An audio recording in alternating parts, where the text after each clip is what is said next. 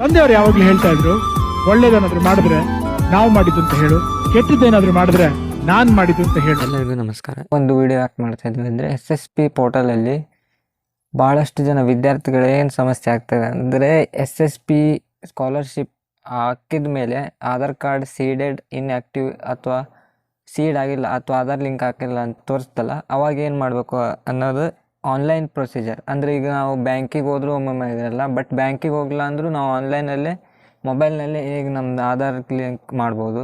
Not only prize money ಇರ್ಬೋದು, scholarship ಇರ್ಬೋದು, ಅಥವಾ ನಿಮ್ಮ ಪೇರೆಂಟ್ಸಿನ ಗೌರ್ಮೆಂಟ್ ಸ್ಕೀಮ್ ಅಂದರೆ ರೈತರ ಕಲ್ಯಾಣ ನಿಧಿ ಏನಾದರೂ ಜಮಾ ಆಗ್ತಿದ್ರೆ ಅಥವಾ ಅನ್ನಭಾಗ್ಯ ಸ್ಕೀಮಿಂದ ದುಡ್ಡು ಜಮಾ ಆಗ್ತಾಯಿದ್ರೆ ಅದು DBTಗೆ ಡೈರೆಕ್ಟ್ ಟ್ರಾನ್ಸ್ಫರ್ ಆಗುತ್ತೆ ಈಗಿನ ಗೌರ್ಮೆಂಟ್ ಸ್ಕೀಮ್ ಪ್ರಕಾರ. ಸೊ ನಿಮ್ಮ ಓನ್ಲಿ ಫಾರ್ ಸ್ಟೂಡೆಂಟ್ಸ್ ಅಂತಲ್ಲ, ಇದು ಯಾರ್ಯಾರು ಗೌರ್ಮೆಂಟ್ ಸ್ಕೀಮ್ಗೆ ಆಧಾರ್ ಕಾರ್ಡ್ ಅಥವಾ ಒಂದು ಯೋಜನೆ ಒಂದು ಫಲಾನುಭವಿ ಇದ್ದಾರಲ್ಲ ಎಲ್ಲರಿಗೂ ಏನು ಲಿಂಕ್ ಆಗಿಲ್ಲ ಅವ್ರಿಗೆ ಇದು ಯೂಸ್ಫುಲ್ ಆಗುತ್ತೆ. ಏನು ಮಾಡಬೇಕಂದ್ರೆ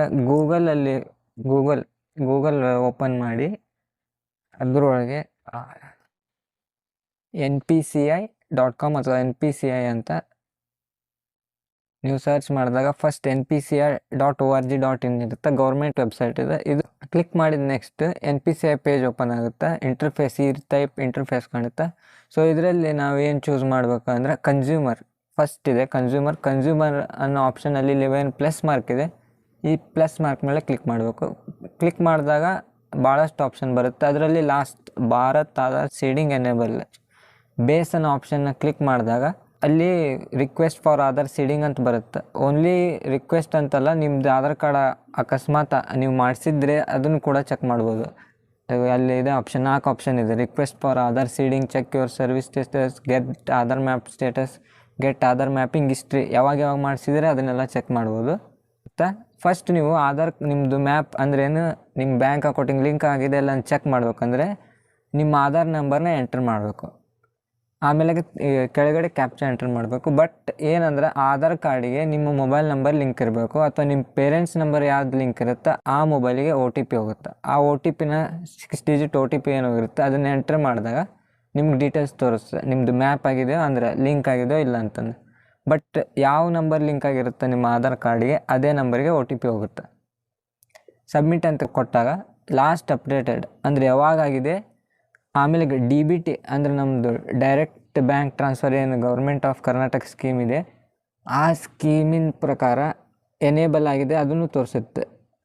ಸೊ ಯಾವಾಗ ಮಾಡಿಸಿದ್ದು 2017 ಅಂದರೆ ನೀವು ಯಾವಾಗ ಮಾಡಿಸಿರ್ತೀರ ಅದು ತೋರಿಸುತ್ತೆ. ಅಕಸ್ಮಾತ್ ಆಗಿಲ್ಲ ಅಂದರೆ ಇಲ್ಲಿ ಏನಂತ ತೋರಿಸಿರ್ತೈತೆ ಅಂದರೆ ಪೆಂಡಿಂಗ್ ಅಂತ ತೋರಿಸುತ್ತೆ ಅಥವಾ ಇನ್ಆ್ಯಕ್ಟಿವ್ ಅಂತ ತೋರಿಸಿರುತ್ತೆ. ಮತ್ತು ನಿಮ್ಮ ಬ್ಯಾಂಕ್ ನೇಮ್ ತೋರಿಸಿರುತ್ತೆ. ಈಗ ಭಾಳಷ್ಟು ಜನದ ಭಾಳಷ್ಟು ಬ್ಯಾಂಕ್ ಇರುತ್ತೆ. ಸೊ ಯಾವ ಬ್ಯಾಂಕಿಗೆ ನಿಮ್ಮದು ಆಧಾರ್ ಲಿಂಕ್ ಆಗಿದೆ ಅದನ್ನು ತೋರಿಸುತ್ತೆ. ಸೊ ಇದು ಯಾವ ಆಪ್ಷನ್ ಅಂದರೆ get Aadhaar mapped status, 3rd option ಇರುತ್ತೆ ಇದು.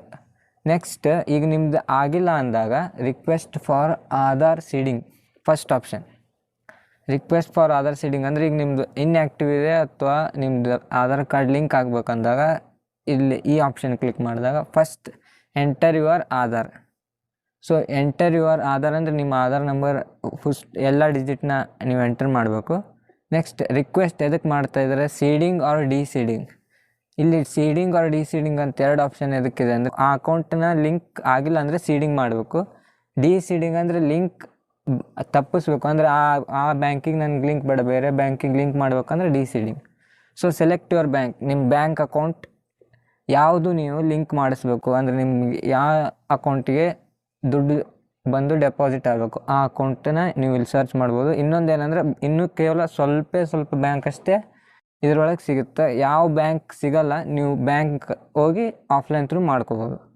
ನೆಕ್ಸ್ಟ್ ಇಲ್ಲಿ ಏನಿದೆ ಸೀಡಿಂಗ್ ಟೈಪ್, ಬ್ಯಾಂಕ್ ಸೆಲೆಕ್ಟ್ ಮಾಡಿಕೊಂಡ್ರೆ ನೆಕ್ಸ್ಟ್ ಏನೈತಿ ಸೀಡಿಂಗ್ ಟೈಪ್ ಅಂದರೆ ನೀವು ಇಲ್ಲೇನು ಸೆಲೆಕ್ಟ್ ಮಾಡ್ಕೋಬೇಕು, ಫ್ರೆಶ್ ಸೀಡಿಂಗ್ ಅಂತ ಆಪ್ಷನ್ 3 ಆಪ್ಷನ್ ಬರುತ್ತೆ. ಫ್ರೆಶ್ ಸೀಡಿಂಗ್ ಆಪ್ಷನ್ ನಾವು ಯಾವಾಗ ಸೆಲೆಕ್ಟ್ ಮಾಡ್ಬೇಕಂದ್ರೆ ನೀವು ಈಗ ನಿಮ್ಮದು SSP ಪೋರ್ಟಲಲ್ಲಿ ಏನು ತೋರಿಸ್ತಾ ನಾಟ್ ಸೀಡೆಡ್ ಆ್ಯಂಡ್ ಇನ್ಆ್ಯಕ್ಟಿವ್ ಈ ಟೈಪ್ ತೋರಿಸ್ತಿದೆ ಅಥವಾ ಆಧಾರ್ ನಾಟ್ ಲಿಂಕ್ಡ್ ಅಂತಂದು ಏನೋ ಸ್ಟೇಟಸ್ ತೋರಿಸ್ತಾ ಇದ್ದಾಗ ಫ್ರೆಶ್ ಸೀಡಿಂಗ್ನ ನಾವು ಸೆಲೆಕ್ಟ್ ಮಾಡ್ಕೋಬೇಕು. Second option movement within the same bank with another account ಅಂದರೆ ಈಗ ಒಂದೇ ಬ್ಯಾಂಕ್ ಒಳಗೆ ಅಂದರೆ ನೀವು ಚಿಕ್ಕವರಿದ್ದಾಗ ಜಾಯಿಂಟ್ ಅಕೌಂಟ್ ಇರ್ಬೋದು, ನಿಮ್ಮ ಪೇರೆಂಟ್ಸಿದ್ದು ನಿಮ್ಮದು ಸ್ವಲ್ಪ ಏಜ್ ಆದಮೇಲೆ ನಿಮ್ಮದು ಇಂಡಿವಿಜುವಲ್ ಅಕೌಂಟ್ ಇರ್ಬೋದು. ಇಂಥ ಒಂದೇ ಬ್ಯಾಂಕ್ನಲ್ಲಿ ನಿಮ್ಮ ಡಿಫ್ರೆಂಟ್ ಬ್ಯಾಂಕ್ ಅಕೌಂಟ್ ಇದ್ದಾಗ ಸೆಕೆಂಡ್ ಆಪ್ಷನ್. ಆಮೇಲೆ ಥರ್ಡ್ ಆಪ್ಷನ್ ಏನಂದರೆ, ಈಗ ನಿಮ್ಮದು ಒಂದು ಅಕೌಂಟ್ ಇರುತ್ತೆ, ಅದು ಯೂಸ್ ಮಾಡ್ತಿರಲ್ಲ, ಅಥವಾ ನಿಮ್ಗೆ ಆ ಅಕೌಂಟಿಗೆ ನೀವು ಟ್ರಾನ್ಸ್ಫರ್ ಮಾಡಬೇಕಾಗಿಲ್ಲ, ಬಟ್ ಅದಕ್ಕೆ ಆಧಾರ್ ಲಿಂಕ್ ಆಗಿದೆ, ನೀವು ಯಾವ್ದು SSP ಪೋರ್ಟಲ್ಗೆ ಕೊಟ್ಟಿದ್ದೀರಾ ಅದು ಲಿಂಕ್ ಆಗಿಲ್ಲ. ಸೊ ಅಂಥ ಟೈಮ್ ಅಂದರೆ ಒಂದು ಬ್ಯಾಂಕಿಂದ ಲಿಂಕ್ನ ಇನ್ನೊಂದು ಬ್ಯಾಂಕಿಗೆ ಮಾಡಿಸ್ಬೇಕು, ಅಂದರೆ ನಿಮ್ಮದೇ ಅಕೌಂಟ್ ಈ ಅಕೌಂಟ್ ಬೇಡ ಇನ್ನೊಂದು ಅಕೌಂಟಿಗೆ ಲಿಂಕ್ ಮಾಡಿಸ್ಬೇಕಂದಾಗ ಥರ್ಡ್ ಆಪ್ಷನ್ ಯೂಸ್ ಆಗುತ್ತೆ. ಸೊ ನಾವು ಫ್ರೆಶ್ ಸೀಡಿಂಗ್ನ ಸೆಲೆಕ್ಟ್ ಮಾಡಬೇಕು. ಸೆಲೆಕ್ಟ್ ಮಾಡಿಕೊಂಡು ನಿಮ್ಮ ಅಕೌಂಟ್ ನಂಬರ್ ಹಾಕಬೇಕು. ನೀವು ಯಾವ ಬ್ಯಾಂಕ್ ಸೆಲೆಕ್ಟ್ ಮಾಡಿದ್ರೆ ಆ ಅಕೌಂಟ್ ನಂಬರ್ ಹಾಕಬೇಕು. ಇನ್ನೊಮ್ಮೆ ಕನ್ಫರ್ಮ್ ಅಕೌಂಟ್ ನಂಬರ್ ಅಂತ ಕೇಳುತ್ತೆ, ಅದೇ ಅಕೌಂಟ್ ನಂಬರ್ನ ಇನ್ನೊಮ್ಮೆ ನೀವು ಎಂಟ್ರ್ ಮಾಡಿ, ಈಗ ಏನು ಚೆಕ್ ಬಾಕ್ಸ್ ಇದಾವಲ್ಲ ಎಲ್ಲ ಟಿಕ್ ಹಾಕಬೇಕು. ಟಿಕ್ ಆಗಲ್ಲ ಅಂದರೆ ಸಬ್ಮಿಟ್ ತೊಗೊಳಲ್ಲ. ನೆಕ್ಸ್ಟ್ ಇಲ್ಲಿ ಕ್ಯಾಪ್ಚಾ ಕೋಡ್ ಎಂಟರ್ ಮಾಡಬೇಕು. ಕ್ಯಾಪ್ಚಾ ಕೋಡ್ನ ಕರೆಕ್ಟ್ ಎಂಟರ್ ಮಾಡಿ ಪ್ರೊಸೀಡ್ ಅಂತ ಕೊಡಬೇಕು. ಸೊ ಏನು ಚೆಕ್ ಬಾಕ್ಸ್ ಇದವಲ್ಲ ಅದು ಟಿಕ್ ಮಾಡೋಕ್ಕಿಂತ ಮುಂಚೆ ಒಮ್ಮೆ ಓದ್ಕೊಂಡ್ಬಿಡ್ರಿ. ಅದು ಪ್ರೊಸೀಡ್ ಅಂತ ಕೊಟ್ಟ ಮೇಲೆ ಇಲ್ಲ ಟರ್ಮ್ಸ್ ಆ್ಯಂಡ್ ಕಂಡೀಷನ್ಸ್ ಬರುತ್ತೆ. ಟರ್ಮ್ಸ್ ಆ್ಯಂಡ್ ಕಂಡೀಷನ್ ಅಂದರೆ ನೀವು ನಿಮ್ಮ ಆಧಾರ್ ಕಾರ್ಡನ್ನ ಆ ಬ್ಯಾಂಕಿಗೆ ಲಿಂಕ್ ಮಾಡೋಕ್ಕೆ ನೀವು ನಿಮ್ಮ ಅನುಮತಿ ಇದೆ ಅಂತಂದ್ರೆ terms and condition. So full scroll ಮಾಡಿ ತೆಳಗಡೆ ಏನಿರುತ್ತೆ ಅಗ್ರಿ ಆ್ಯಂಡ್ ಕಂಟಿನ್ಯೂ ಇರುತ್ತೆ. ಅದನ್ನು ಕೊಟ್ಟ ಮೇಲೆ ನಾ ಹೇಳಿದೆಲ್ಲ ನಿಮ್ಮ ಆಧಾರ್ ಕಾರ್ಡಿಗೆ ಲಿಂಕ್ ಇರುತ್ತೆ, ಅದು OTP ಹೋಗುತ್ತೆ. ಆಮೇಲೆ ಈಗ ಟೈಮಿಂಗ್ ಇರುತ್ತೆ, 3 ಮಿನಿಟ್ಸ್ ಟೈಮ್ ಇರುತ್ತೆ. ಅಷ್ಟರೊಳಗೆ OTP ಎಂಟ್ರಿ ಮಾಡಬೇಕು. ಇಲ್ಲಾಂದರೆ ಆ OTP ಎಕ್ಸ್ಪೈರ್ ಆಗುತ್ತೆ, ಇಲ್ಲಾಂದರೆ ಸೆಷನ್ ಎಕ್ಸ್ಪೈರ್ ಆಗುತ್ತೆ, ಮತ್ತು ಫಸ್ಟಿಂದ ಪ್ರೊಸೀಜರ್ ಸ್ಟಾರ್ಟ್ ಮಾಡಬೇಕು. ಸೊ ಇವಾಗ OTP ಎಂಟರ್ ಮಾಡಿಂದ ಸಬ್ಮಿಟ್ ಆಪ್ಷನ್ ಮೇಲೆ ಕ್ಲಿಕ್ ಮಾಡಬೇಕು. ಸೊ ಇದು 6 ಡಿಜಿಟ್ OTP ನಿಮ್ಮ ಆಧಾರ್ ಕಾರ್ಡ್ ನಂಬರಲ್ಲಿ ನಿಮ್ಮ ಪೇರೆಂಟ್ಸ್ ನಂಬರ್ ಲಿಂಕ್ ಇದ್ರೆ ಅದಕ್ಕೆ ಹೋಗಿರುತ್ತೆ, ನಿಮ್ಮದು ಇದ್ರೆ ಅದಕ್ಕೆ ಹೋಗಿರುತ್ತೆ. ಸೊ OTP ಯಾವ ನಂಬರಿಗೆ ಹೋಗುತ್ತೆ ಅದನ್ನು ಕರೆಕ್ಟಾಗಿ ಚೆಕ್ ಮಾಡ್ಕೊಳ್ಳಿ. ಇದು OTP ಸಬ್ಮಿಟ್ ಆದಮೇಲೆ ಅದು ಸ್ಕ್ರೀನ್ ರೆಕಾರ್ಡ್ ಆಗಲ್ಲ. ಏನು ಬರುತ್ತೆ ಅಂದರೆ message, your bank account is successfully ಏನೋ ಸೀಡೆಡ್ ಅಂತ ಬರುತ್ತೆ. ಅದನ್ನು ನೀವು ಸ್ಕ್ರೀನ್ಶಾಟ್ ಇಟ್ಕೋರಿ. ಅಂದರೆ ಒಂದು ರೆಫರೆನ್ಸ್ ನಂಬರ್ ಬರುತ್ತೆ. ಅದೇ ರೆಫರೆನ್ಸ್ ನಂಬರ್ನ ನಾವು ಇದೇ ವೆಬ್ಸೈಟ್ನಲ್ಲಿ ಚೆಕ್ ಯುವರ್ ಮ್ಯಾಪಿಂಗ್ ಸ್ಟೇಟಸ್ನಲ್ಲಿ ಆ ರೆಫರೆನ್ಸ್ ನಂಬರ್ ಹೊಡೆದು ಸರ್ಚ್ ಮಾಡಿದಾಗ ಗೊತ್ತಾಗುತ್ತೆ. ವಿತಿನ್ 48 hours ಅಕಸ್ಮಾತ್ ಫೇಲ್ಯೂರ್ ಅಂತ ಆದರೆ ಎಂಟರ್ ಮಾಡಿರಿ, ಅಂದರೆ ಪ್ರೊಸೀಜರನ್ನು ಮಾಡಿರಿ. ಅಕಸ್ಮಾತ್ ರೆಫರೆನ್ಸ್ ನಂಬರ್ ನಿಮಗೆ ಜನ್ರೇಟ್ ಆಗಿದೆ ಅಂದರೆ ಏನೋ ಅಕ್ಸೆಪ್ಟ್ ಆಗಿದೆ ನಿಮ್ಮದು ಅಂತ. ಸೊ ವಿತಿನ್ 48 hours ಅದು ಏನಾಗುತ್ತೆ ಬ್ಯಾಂಕ್ ಥ್ರೂ ಇದು ಮೆಸೇಜ್ ಬರುತ್ತೆ. ಆಮೇಲೆ ಇಲ್ಲಿ ನೀವು ವೆಬ್ಸೈಟ್ ಒಳಗೂ ಚೆಕ್ ಮಾಡ್ಬೋದು ನಿಮ್ದು ಆಗಿದೆ ಅಲ್ಲ ಅಂತ. ಇದೆಲ್ಲ ಆನ್ಲೈನ್ ಪ್ರೊಸೀಜರ್. ಅಕಸ್ಮಾತ್ ಈ ಒಂದು ಆ್ಯಪ್ ಅಂದರೆ ವೆಬ್ಸೈಟ್ ಗೌರ್ಮೆಂಟ್ ವೆಬ್ಸೈಟಲ್ಲಿ ನೀವು ಇರೋ ಬ್ಯಾಂಕ್ ಇಲ್ಲ ಅಂದ್ರೆ ಅವಾಗ ಏನು ಮಾಡ್ಬೇಕಂದ್ರೆ ಆಫ್ಲೈನ್ ಮೋಡು. ಅಂದರೆ ನೀವು ಯಾವ ಬ್ಯಾಂಕ್ನಲ್ಲಿ ನಿಮ್ಮ ಅಕೌಂಟ್ ಇದೆ ಆ ಬ್ಯಾಂಕಿಗೆ ಹೋಗಿ ನೀವು ಆಫ್ಲೈನಲ್ಲಿ ಮಾಡ್ಬೋದು. ಸೊ ಇದು ಆಧಾರ್ ಸೀಡಿಂಗ್ ಪ್ರೋಸೆಸ್ ಫಾರ್ಮ್ ಬ್ಯಾಂಕಲ್ಲಿ ಸಿಗೋ. ಇದರಲ್ಲಿ ನಿಮ್ಮ ಡೀಟೇಲ್ಸ್ನ ಫಿಲಪ್ ಮಾಡಿ ಬ್ಯಾಂಕ್ದವ್ರಿಗೆ ಕೊಟ್ಟಾಗ ಅವರು ಮಾಡಿ ಈ ಪ್ರೊಸೀಜರ್ನ ನೀವು ಮನೆಯಲ್ಲೇ ಕೂತು ಮೊಬೈಲ್ದಾಗೆ ನೀವು ಆಧಾರ್ ಕಾರ್ಡ್ಗೆ ನಿಮ್ಮ ಬ್ಯಾಂಕ್ ಪಾಸ್ಬುಕ್ನ ಲಿಂಕ್ ಮಾಡ್ಬೋದು. ಸೊ ಈ ವಿಡಿಯೋ ಯೂಸ್ಫುಲ್ ಅನಿಸುತ್ತೆ. ನೆಕ್ಸ್ಟ್ ವಿಡಿಯೋಲಿ ಸಿಗ್ತೀನಿ. ಬಾಯ್.